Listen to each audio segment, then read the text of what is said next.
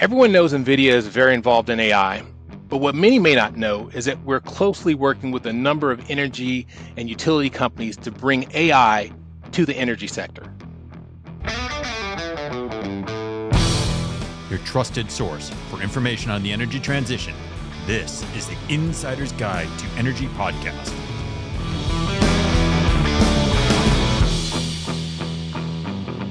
Hello, Energy Leader. This is Chris Sass, host of the Insider's Guide to Energy, and I asked for just a few moments of your time to make you aware of a brand new program that I think you'll be excited about. The program is called Podcast Power, Media Training for Energy Leaders. You're probably already aware that podcasts are a dominant force in the media today. As an executive in the energy space, you are often asked to be a guest on a podcast, and your legacy media training leaves a lot of gaps in the skills you need to be successful on a podcast. Common sense doesn't always do it. And to avoid these pitfalls, Insider's Guide to Energy has partnered with the Antenna Group and their media trainers to create a hands-on interactive 2-day workshop designed for executives in the energy and clean tech space specifically. You'll get all the skills you need to have successful interviews and to reach the audience you intend to reach. So whether you're reaching out to customers, future employees, or investors, this is the class for you. Space is limited to the first 10, and those that are selected will get the opportunity to be a guest on the Insider's Guide to Energy, practicing your new skills. Welcome to another edition of the Insider's Guide to Energy. I'm your host, Chris Sass, and with me today is my co-host, Jeff McCauley. Jeff, another great day in energy. How you doing today? Always exciting. And this topic, boy, I'm amazed that we haven't gone into more depth today, and really excited to have the AI conversation with you today. Well, if you're going to talk AI, there's no way to talk it without talking about NVIDIA. They're in the news all the time. They're a leader in the field, and I am super excited to have our guest today from the product group at NVIDIA, Dion Harris. Welcome to the podcast. Thanks for having me. Pleasure to be here.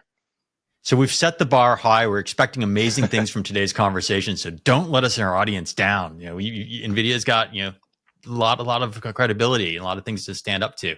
I guess the first thing is we're on an energy podcast and we're talking to what's perceived as a chip manufacturer. Let's start there. Why is an energy podcast talking to NVIDIA? Well, when you think about NVIDIA, like you said, we're known for GPUs, and of course, make world-class GPUs, and that is sort of the bedrock of our platform. But in order to make those GPUs useful and accelerated computing as a computing platform useful, it takes a lot of domain-specific such software to really activate and optimize that underlying infrastructure. And so NVIDIA spent a number of years doing accelerated computing domain by domain.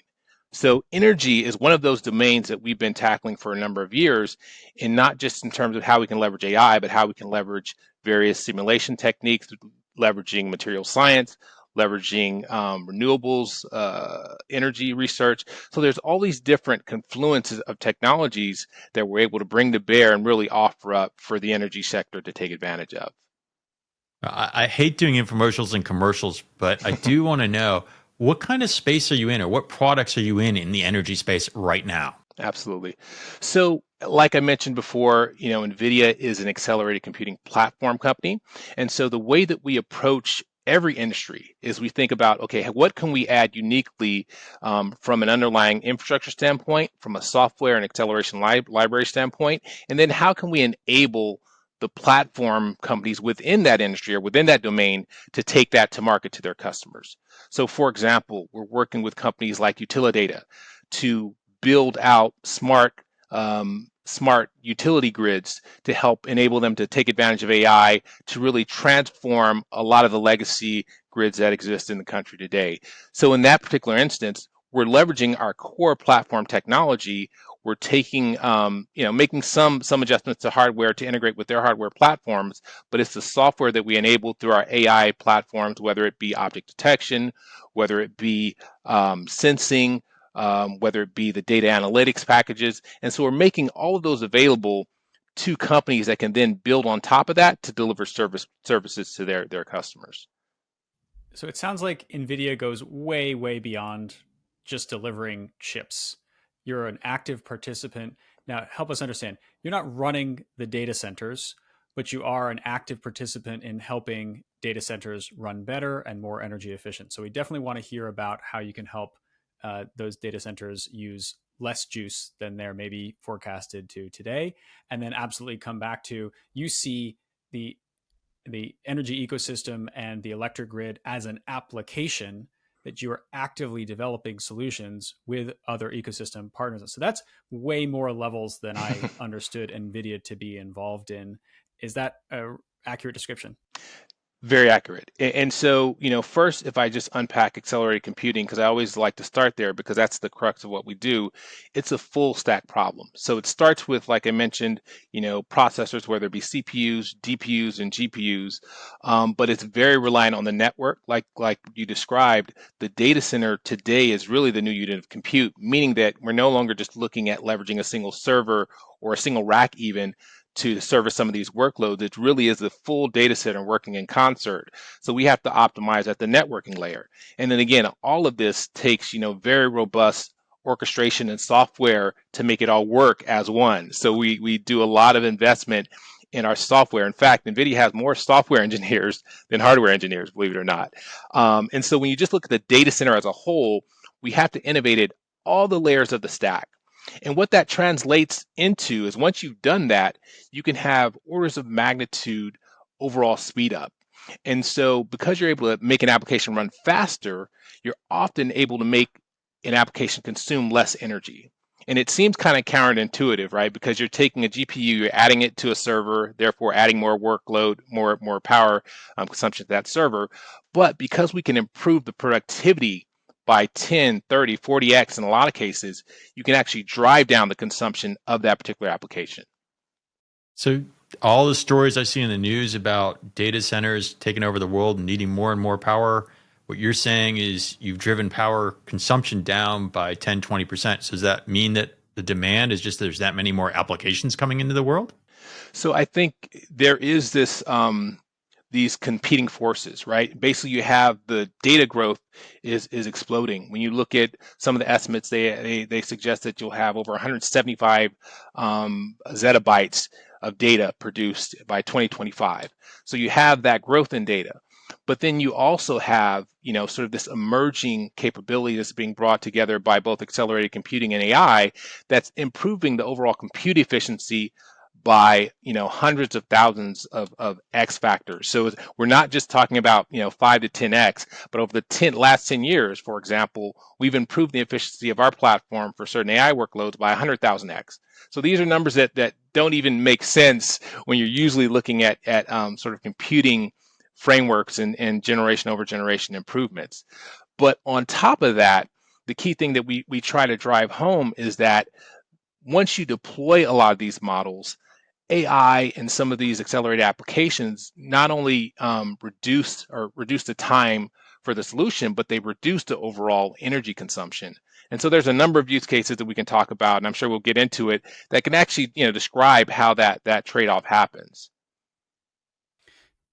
I'm excited to get into the use cases just on the data center operations because I've seen numbers that were on the order of 8 to 10 gigawatts of data center power consumption today, and that's going to 15 to 20, so more than doubling by 2030. And so because that load growth is so large, it's important that you're able to provide some energy efficiency so that maybe that's not as taxing. I'm also curious how much of this power can be used by renewable energy. We see big targets by the big tech companies, Apple, Google, Amazon, Meta. How involved are you in those renewable energy targets or facilitating use in data centers by renewable energy? Yeah. So first, what NVIDIA is first and foremost, we're focused on making our platform as efficient as possible. I mean, that really is sort of where we try to spend most of our effort to make sure that we're delivering value to our end customers to make sure that they can, do the most work with the least amount of energy and the least amount of cost and the least amount of people. I mean, it's all about how can you help them optimize their investments. So that's really where NVIDIA is focused foremost. When you look at some of the downstream effects of what's happening in the data center, I think there's a couple of things that we like to highlight, which is as you look at that growth of, say, 1 to 2% of overall energy consumption for data centers, where we're really looking to figure out is how can we help the data centers really affect that other 98% of energy consumption. So in other words, how can we accelerate the research in renewables energy sources? How can we help improve the efficiency of the fleets that exist out there in aeronautics and in automotive?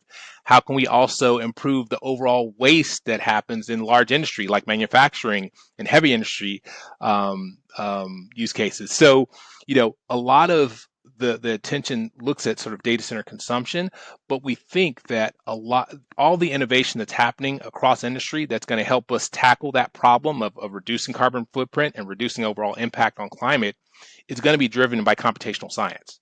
So, we try to make sure our platform is as efficient as possible so that we can help power some of those breakthroughs. One more question on the location of the data centers, because I've heard this come up in a couple of different cases and heard both sides of the argument that data centers need to be located close to population centers because they're performing tasks that require low latency, and we have very little patience for clicks these days, or how long it takes for something to load. On the other hand, I've heard that for batch processes that you could have remotely located data centers, you could do model training, some more advanced computationally intensive work in areas that are maybe very windy but don't have the transmission. I mean, how would you approach that? Is there an opportunity for remote data centers to take advantage of stranded renewable energy today? Absolutely. And we're seeing that happen. In other words, when you look at sort of where data centers need to be built, there's a couple of key functions that we talk about, especially as it relates to AI workflows. When you think about some of the training workloads that don't care where they are, in other words, they can be trained anywhere. In remote areas that have lots of access to renewable resources, whether it's wind, sun, in some cases, there might be opportunities to locate data centers in deserts where you have lots of access to solar renewable energy. But the key thing is they don't need to be close to densely populated areas because they're not serving up workloads to end users. They're creating a function that's very centralized and batch oriented. There are some inference-based workloads where you do want some proximity to usage or you want proximity to data such that you can make it available and make sure you have the latency targets that facilitate a great user experience. But for the most part, we are starting to see a huge shift where you see AI, what we call foundries, where people are building these models, they're building a lot of these AI capabilities, and the data centers are being placed where resources are plentiful and where they're less disruptive to highly populated areas. Okay, so one approach or one of the uses we've talked about now is Mhm. data centers, location, and kind of the demand side of the equation, making things more efficient. Yeah. But folks use AI every day. And in the energy business and utilities, how are the grids using AI? What are we getting into there? And what is NVIDIA helping us with there? So grids are really an interesting problem to solve. And so just some background on my career. I spent about 5 years of my career working at PG&E, which is our Northern California utility. And one of the things that you really come to appreciate about an electricity grid is it is truly a grid. It is a distributed set of infrastructure and components and endpoints that all need to work together to be able to deliver power, to deliver power reliably and efficiently. So the unique challenge about this particular problem is that it's not a centralized problem. It's not like you can just put something in a data center and have it actively manage this entire infrastructure. And so what we've done is we've basically leveraged a lot of our edge-based AI use cases, right? And so that can be, like I mentioned before, it could be remote sensing, it could be image detection, say, for example, for wildfire detection. It could have image classification for predictive maintenance. So we have brought to bear a number of edge AI sensing use cases that can enable smart grids to take all of those endpoints, whether they're meters, whether they're transformers, whether they're substations, and allow them to really take the data and that exists within their sort of portion of the grid and make that available to the broader system. And once you can do that, you truly unlock the power to improve efficiency, to make sure that you can deliver better utilization. Like today, most grids are about 30% utilized. And so by having this intelligence that you bake into the grid, it allows you to deliver more utilization, more reliability, and ultimately more efficiency. Where are we along this? Where are folks using the software, and how much are they embracing and leaning into the AI today? Well, like I mentioned, we're partnering with some key partners. I mentioned Utilidata. They're one that has taken some of our core technologies and fully baked it into their platform and are having lots of success working with other meter companies, for example, like Hubble. I'm sorry. They've done some really incredible work where they're along this journey of moving from just pure smart meters to actually endpoint sensors. And so what I would say is it's really a continuum. And so right now, we're in this area where we're, like I said, we have smart meters. We're getting to a point where we can do predictive analysis. But as we move forward and start to, really adopt and leverage AI in a broader sense across that grid, you can think about the coordinated efforts that we can do in real time across those resources. And you can also start to think about the dynamic, sort of control mechanisms that you can do to optimize the grid. And so I would say that's definitely more future tense. But right now, as we're getting a huge install base of smart meters and smart devices within the grid, it's now going to unlock a whole new set of opportunities to go and tap into that.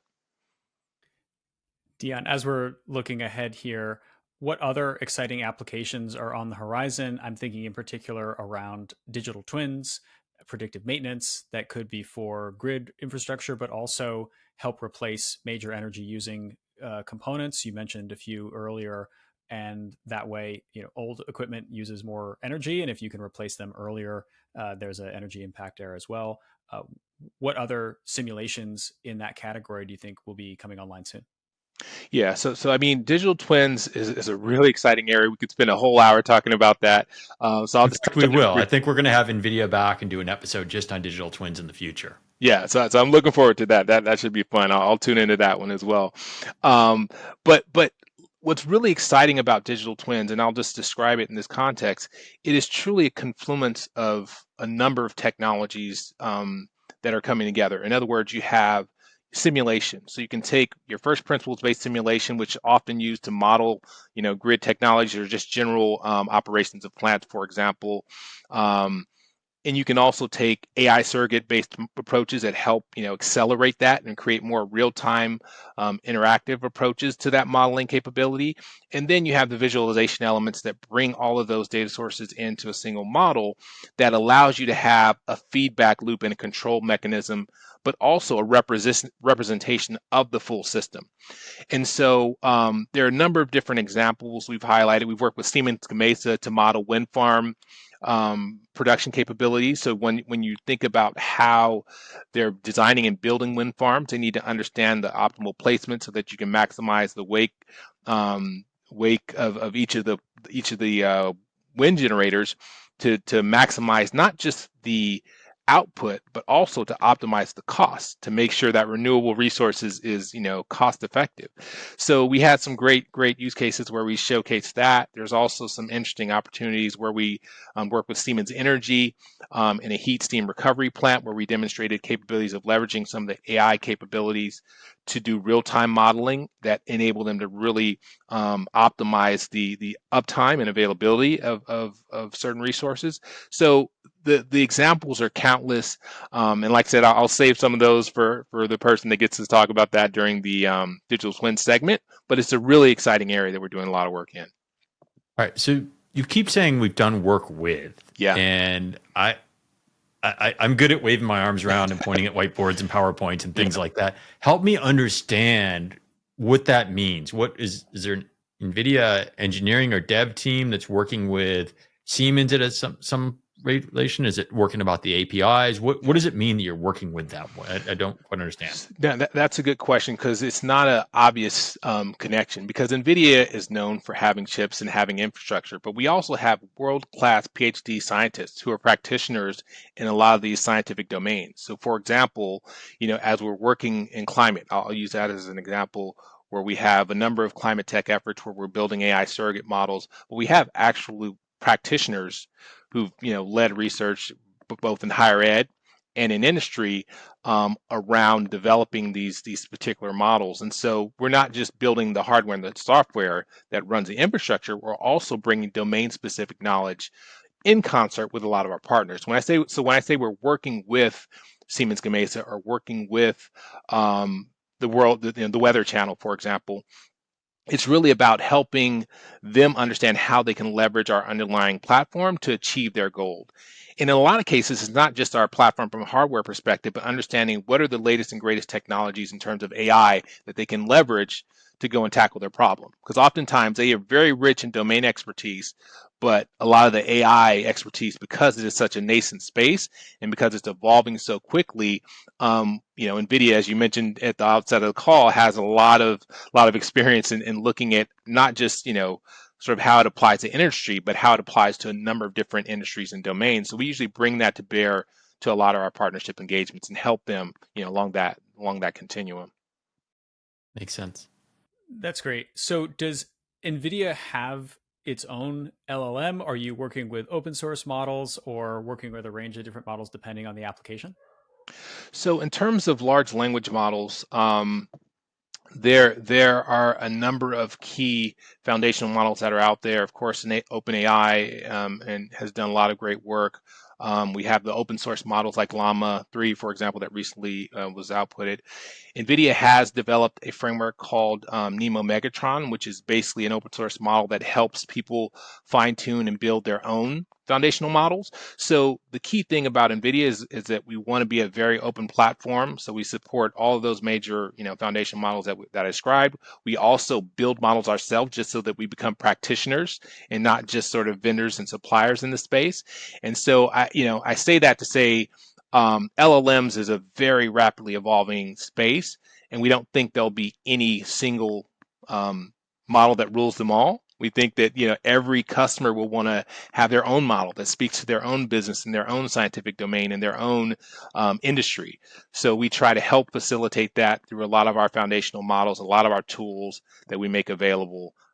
Whether it's our Nemo platform that helps people build and train and develop models themselves. We have things like guardrails that allow them to build models that adhere to their specific policies and sort of desires. So we want to, like I said, enable the broader community to take advantage of AI and take advantage of a lot of these technologies so that it's not just a selected few that can leverage these technologies. One of the biggest challenges in the face of all this growth has not been the lack of demand. It's been people just can't get enough chips. There's a line around the block. So what does NVIDIA look like from a supply perspective to meet all of this growing demand? Well, again, NVIDIA is in a very sort of unique position in that we have really been sort of at the beginning of this whole AI revolution. Like we've been investing in this for the last several, I'd say the last couple of decades, I'd say now. And so what's really exciting is to now see the impact that it's having across a number of industries. And so to answer your question around the supply and demand, we are making our platform available, across every cloud provider. We're engaged with every OEM, every systems maker to make sure that, as we have supply available, it can be, accessed ubiquitously. And right now, when you see, how these systems come online, and you see sort of the plans to bring these systems online, they're very robust. A lot of our partners are building very capable, robust systems, and so we feel like as they come online, that'll help quench a lot of that demand. But of course, this is one of those things where you don't have the crystal ball to know where everything will land. But I think I'm very excited to see how our partners are bringing our systems, bringing our GPUs to market, both in cloud and in on-premise systems via like a lot of our OEM partners. Now, the AI, you're calling it a revolution. It definitely seems to have been a disruptor in the industry and across all industry. But we're also pretty early, right? I mean, we've been doing machine learning and neural networks since, I think I had graduate classes in that more than 20 years ago. But, with the language models and where we are today, it seems we've taken a huge leap forward. What transformative things do you see coming just on the horizon that are going to impact the energy industry or the development maybe of new technologies? We're trying to get greener. We're trying to get fusion. There's all kinds of things we've got going on. Where does this technology help us, and how? Well, um, there's a couple points that you made there that I'll just underscore. One is that you said it's very nascent. I mean, AI, although we've been at it for a number of years, and like you said, a lot of these machine learning models have been around for decades. In terms of its being applied in real world context, very new.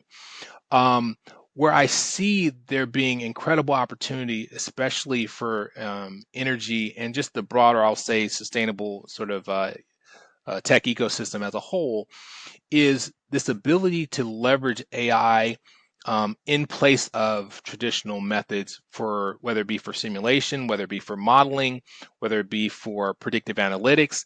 A lot of those capabilities are going to really unlock a whole new set of efficiencies and even services, I think, for a lot of the industry sector.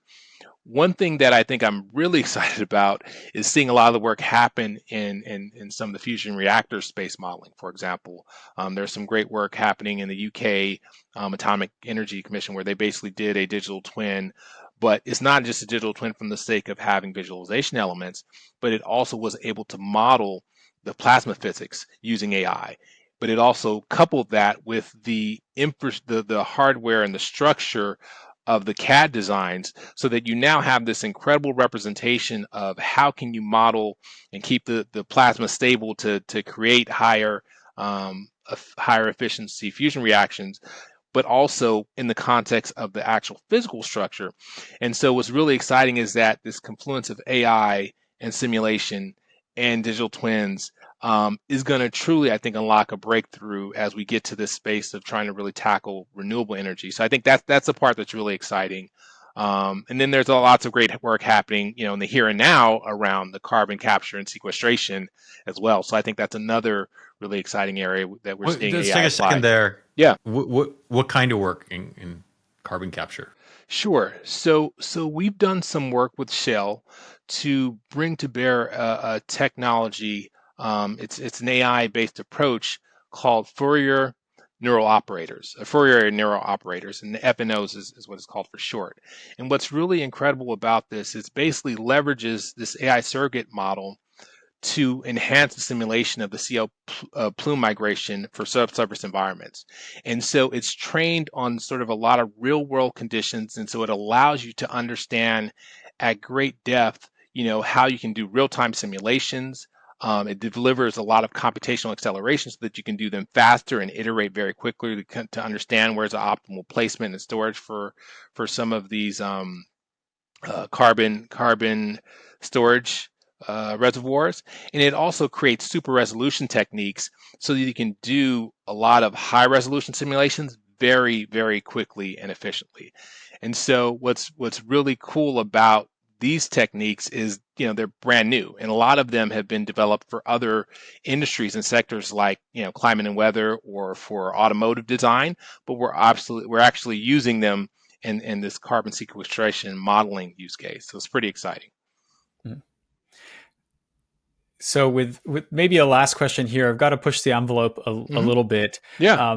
There is important discussion around ethics in AI, and in particular in the context of geopolitics. There's a lot Yeah. of global race for the commanding heights of artificial intelligence. How do you think about including ethics or geopolitical concerns in a lot of this work that you're doing, or does it come up? Absolutely. I mean, I think NVIDIA is definitely trying to approach this topic of AI and this adoption of AI in a very responsible way. I'll use an example. When we built a service called Picasso, which was basically an image generation service, we wanted to make sure that all the underlying content was ethically sourced. And so we worked with partners to make sure that we had copyrighted images and copyrighted content to go and train that model. So whenever we're developing models and looking at sort of our AI use cases, we try to take into consideration both the ethical and the sort of overall most responsible way to do that. Another key thing that I would say we do oftentimes is when we develop these tools and technologies, a lot of times we've understood them and had them for years before we even make them available, because a lot of these technologies you don't know sort of how useful or harmful they can be until they're in the wild, but you want to make sure you can do as much due diligence as you can. And so we take a very prudent approach to releasing things in the wild to make sure that we can at least mitigate as much as possible. And then the third thing I would say that we're really sort of adamant about doing is creating tools such that people who are building these technologies can really make sure that they're done in a responsible way. So we have, some of these things called NEMO guardrails that allow people to build out models that, can adhere to or behave the way that they want them to behave. In other words, you don't want them, having profane language if you're releasing a customer service model, right? So you can build in guardrails and make sure that they're adhering to your brand policies and guidelines. Also, making sure that they adhere to the laws of physics. We have, physically informed neural networks that when you're deploying some of these solutions, make sure that you're not creating hallucinations in physical simulations that allow you to get accurate and very reliable information. So all of those things are being brought to bear to help make sure that we can do things as ethically and responsibly as possible when deploying AI. Wow. It's really a tremendous journey here. We've covered so much ground in a limited amount of time. Dion, we started off with the chips themselves and usage in data centers and locations, but that is very much just scratching the surface. And you've taken us on a journey here through a range of applications, from the supply side to demand to transmission to carbon sequestration to performance and operation. It's really a huge amount of application that are very exciting, both here and just around the corner. I can't imagine a better guide for this journey. Thank you so much. And we're excited to do another chapter with some of your colleagues. So really appreciate the time today. Thanks for having me. It was a pleasure. For our audience, we hope you've enjoyed this episode as much as we did making it. We try to look at all angles of the energy industry, where it is, and NVIDIA is an example of us, thinking outside the box and showing you what's going on. It's a complex industry, as you all know, being members of it, and there's a lot more to it than there seems on the surface. So we hope you enjoyed this episode. If you like content like this and want to continue seeing content like this, please like and subscribe, add comments on our YouTube channel, and follow us. That's how we know you're appreciating the content. And we will see you again next time on the Insider's Guide to Energy. Bye for now.